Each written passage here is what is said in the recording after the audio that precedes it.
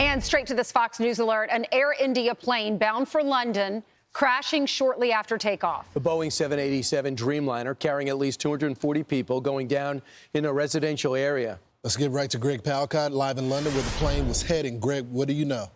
Yeah, folks, we're getting a little bit more information than since we last talked to you about 20 minutes ago from the Indian Health Ministry. They are now confirming that there are many, I repeat, many killed from this incident. Also, breakdown of the passengers. They include 11 children, and a report on the ground that some 30 bodies, 30 killed, were pulled from a building that was hit by the plane. It remains to be seen whether the individuals were actually killed inside the building or they were extracted from the plane. Again, a recap. This is a fine, perfect, safe airliner. It's a Boeing 787-8 Dreamliner. It has never had an accident since its inception in service in 2009. We understand the pilot, the Air India pilot of the plane, also has a very good record, about 11,000 hours in the sky. So on both points, that's clear. What is not clear is what happened shortly after he was taken off from the runway at the Ahmedabad city, that's in the western part of India, bound for London, bound for the second biggest airport here in the capital city, the Gatwick Airport, with 53 Brits on board, as well as 7 Portuguese and 1 Canadian. Something happened. The landing gear was still down. Apparently, the pilots, the crew were desperately trying to fix something else. There was, we understand, a mayday call, so they knew that something was wrong. And then from the amateur video that we've been seeing, it's up in the air and then it just floats down, and there is a large fireball where that occurs, crashing right into buildings. We understand, according to one report, crashed into a hostel for doctors, which is an interesting situation. That whole city, about 5 million people. So when you go down into a residential area, that is trouble. But that's what we have now. We do have confirmation of killed. We have seen visual confirmation that there appears to be injured being pulled from the plane as well. We'll come back to you with more information. Back to you. Okay, thank you so much, Greg. Let's bring in former NTSB investigator and aviation consultant, Mike Coffield. Mike, thank you for joining us. Thank you. It's a pleasure to be with you this morning under these bad circumstances. I know. Mike, we're showing the video that we have been approved to show, but there is some video on social media. We're just getting it cleared to make sure it's actual footage from the plane crash. I'm sure you've seen some of that. What do you think when you look at the video? What do you think happened?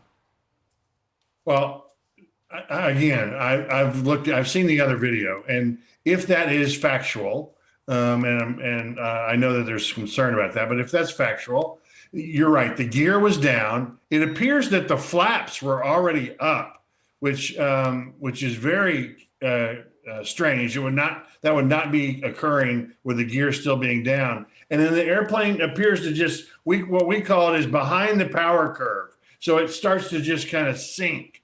We're going to look at the black boxes at this point. We're going to make sure that the throttles were at full throttle. We're going to make sure too that the engines themselves didn't shut down. That also looked interesting. So that's the initial look. It's tragic in terms of the airplane was full of fuel. The likelihood of survivors is pretty limited, and it makes a global concern because of one, where it was going, and two, as member of the Star Alliance, and there's a couple other things too that we want to look at also. Quick question.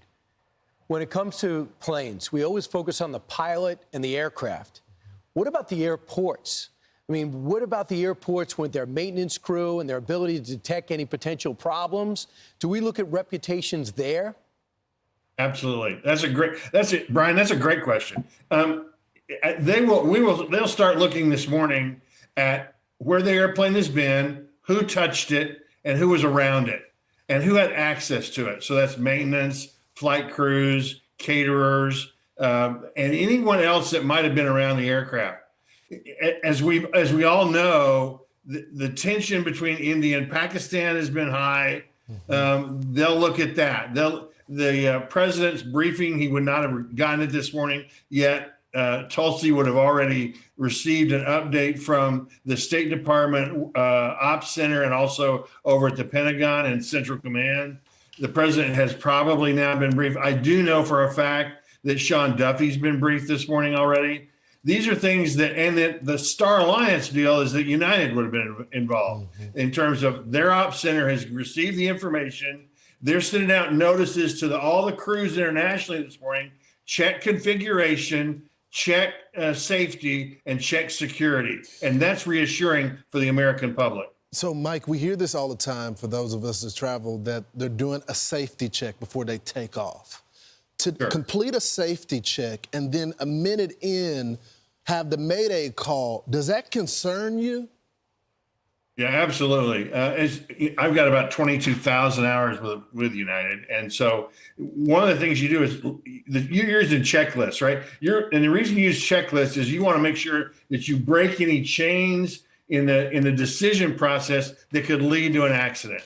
And so the checklist for taxi, the checklist for before takeoff, one of the items on the before takeoff checklist on all the Boeing products is flap configuration, right? So you're looking at that. You're looking at all the engine instruments. As you get on the runway and going down the runway, you're the first officer and the captain, and in this case, probably an international relief officer, they are looking at all the engine instruments. A mayday right after takeoff is very concerning. And so on all those levels, maintenance, mechanics, who had access to the plane, and of course, they're going to look at the black box, which I believe they found one of them already. They'll request, the Indian government and the British government will request, because it's a Boeing product and because of the nature of the alliance between carriers, airlines, they'll ask the NTSB and Boeing to participate. So, Mike, so many of us fly often, and we're concerned. We've seen all these crashes lately. What can you tell us about the planes that we're getting on? How old is the average plane, and how often do they have maintenance where they completely take it all apart and rebuild it? Well, so let me try to unpackage it. So every time the captain gets on the airplane, he does a walk around of the airplane.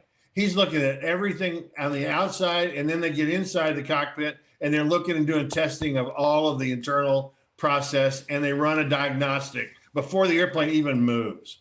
Every night there's what's called a check, and then every so many hours or landings or what they call cycles, the airplane's brought out of service, and it's either completely gone over where they actually go through the engines, take the engines off, all sorts of different diagnostics. So in the United States, and with airlines that are part of ICAO, which is the International Aviation Commercial Organization that we all participate in, they're looking at all these things this morning. And again, the good news for us here in the United States is that they're going to send out a notice to crews globally on the U.S. carriers this morning. They'll say, check configurations, check, do security and safety checks again.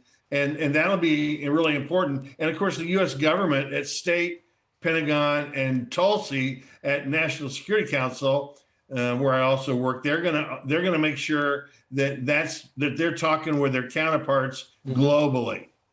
Got it. All right. Thanks so much. Appreciate it. Thank We'll you, watch Mike. this Thanks, unfold. Mike. Mike, thanks, Mike.